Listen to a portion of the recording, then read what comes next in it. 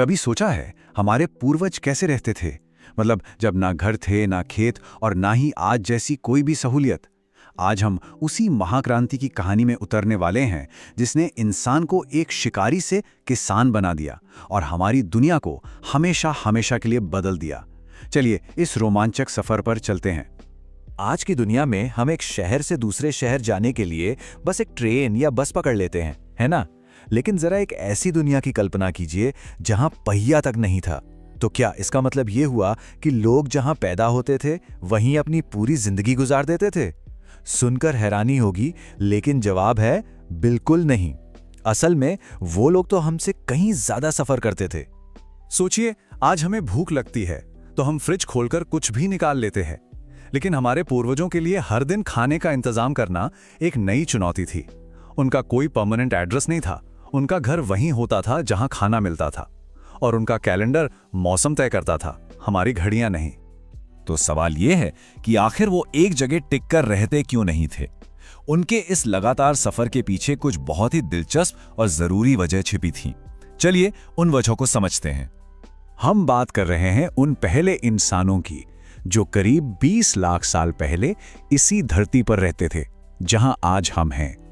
इतिहास उन्हें शिकारी संग्राहक या हंटर गैदरर्स कहता है, और अगर आसान भाषा में कहें तो वो प्रकृति के सुपरमार्केट में रहते थे, जानवरों का शिकार करते थे और जो भी फल फूल मिलते उन्हें इकट्ठा कर लेते थे। उनके घूमने के पीछे 4 बड़ी वजहें थी जो असल में उनके जीने का तरीका थी। पहली, अगर एक ही जगह पर ज्यादा दिन रुक गए तो वहां का खाना पीना खत्म हो जाएगा। दूसरी, उनका शिकार यानी जानवर खुद खाने की तलाश में घूमते थे तो शिकारियों को भी उनके पीछे पीछे चलना पड़ता था। तीसरी वजह थी मौसम। जैसे आम सिर्फ गर्मियों में मिलते हैं, वैसे ही अलग अलग फल फूल अलग अलग मौसम में उगते थे। और चौथी और शायद सबसे जरूरी वजह थी पानी। जहां पानी वहीं जिंदगी।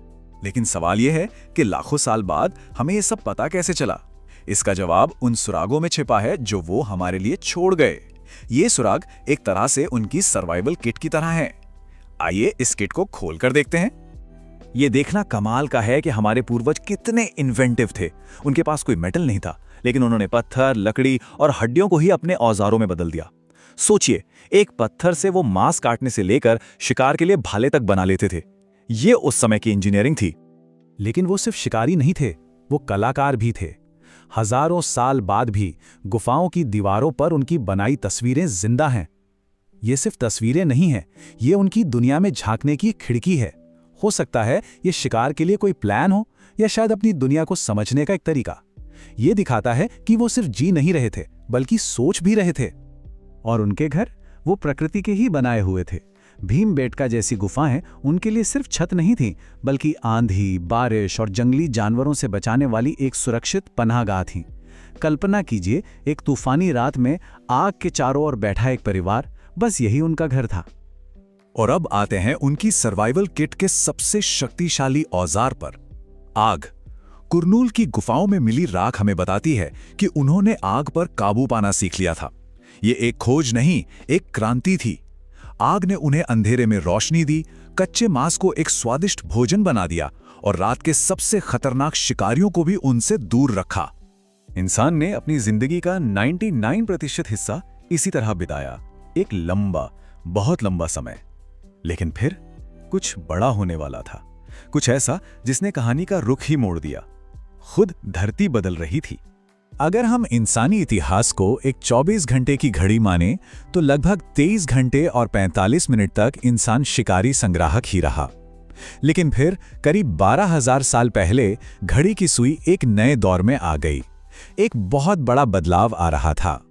आखिरी आइस एज यानी हिमयुग खत्म हो रहा था और धरती धीरे धीरे गर्म हो रही थी। इस गर्माहट ने दुनिया का नक्शा ही बदल दिया। जहां पहले बंजर जमीन थी, वहां अब दूर दूर तक हरे भरे घास के मैदान उगाए, और इन्हीं मैदानों ने इंसान के लिए एक नया दरवाजा खोल दिया। इस नई हरी भरी दुनिया में इंसान ने एक ऐसा कदम उठाया जो शायद इतिहास का सबसे बड़ा, सबसे क्रांतिकारी कदम था। उन्होंने शिकार करना नहीं छोड़ा, लेकिन उन्होंने कुछ नया शुरू किया। वे दुनिया के पहले किसान बने। घास के मैदानों ने न सिर्फ हिरण और भेड़ जैसे जानवरों को अपनी ओर खींचा, बल्कि गेहूं और जौ जैसी जंगली घासों को भी जन्म दिया। लोगों ने ध्यान देना शुरू किया कि ये पौधे कब उगते हैं, कब पकते हैं। ये सिर्फ देखना नहीं था, ये विज्ञान की शुरुआत थी। और फिर किसी ने सोचा होगा, क्या हो अगर हम इन बीजों को खुद बोएं? और बस यहीं से सब कुछ बदल गया। इस पूरी प्रक्रिया का एक खास नाम है पालतूकरण या डोमेस्टिकेशन। ये कुछ वैसा ही है जैसे हम बगीचे में सबसे अच्छे गुलाबों को चुनते हैं ताकि अगली बार और भी सुंदर फूल खिलें। हजारों सालों में इंसानों ने सबसे अच्छे पौधों और सबसे शांत जानवरों को चुना और धीरे धीरे उन्हें उनकी जंगली प्रजातियों से बिल्कुल अलग बना दिया। इसका एक बेहतरीन उदाहरण जंगली सूअर और पालतू सूअर के दांतों में देखा जा सकता है।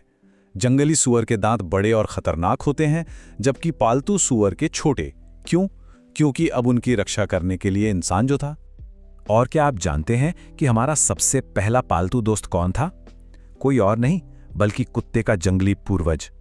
शायद ये दोस्ती शिकार में मदद से शुरू हुई होगी। इसके बाद भेड़, बकरी जैसे शांत जानवरों की बारी आई। इंसान ने उन्हें सुरक्षा दी और बदले में उन्होंने इंसान को भोजन और दूध दिया। ये एक नई साझेदारी की शुरुआत थी।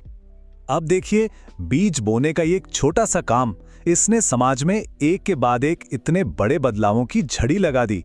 इसने एक पूरी नई दुनिया का ताना बाना बुन दिया। खेती का मतलब सिर्फ बीज बोना नहीं था, इसका मतलब था इंतजार करना, देखभाल करना।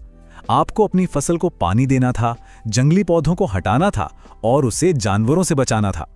मतलब आप अपनी फसल को छोड़कर कहीं जा नहीं सकते थे। और यहीं पर सबसे बड़ा बदलाव आया। घूमने फिरने वाला इंसान अब एक जगह बसने पर मजबूर हो गया था।